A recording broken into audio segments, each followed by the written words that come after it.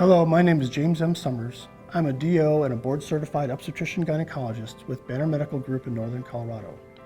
I'm also the Medical Director of Women's Services in the Northern Colorado region. I would like to offer a few pearls regarding the practice of trial of labor after cesarean section, also known as TOLAC. The use of cesarean section to deliver newborns has ballooned to over 30% nationwide in the past 40+ years. Not every patient who has had a cesarean section will need another with a subsequent pregnancy, however. The practice of TOLAC has grown in hospitals where pregnant women are cared for. This practice has some specific criteria that need to be met.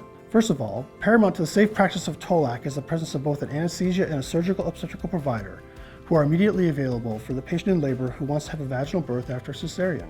Number 2, patient selection is important, as well as given the nature of her previous timing and reason for cesarean section. This must be assessed before the patient presents to the labor unit where she will undergo her trial of labor. Number 3, a vigorous informed consent process needs to be in place, ideally before the patient presents for her trial of labor. At Banner, we start this communication process early in prenatal care. I start by 28 weeks. This discussion is usually ongoing as documentation of previous delivery scar and timing needs to be reviewed.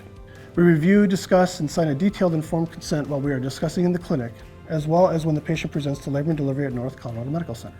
With the advent of our inpatient obstetrical program at NCMC, the presence of a board-certified obstetrician is guaranteed for these patients. Throughout the patient's labor, there is a continuous and constant evaluation of her labor progress, ensuring safety for the mother and her baby.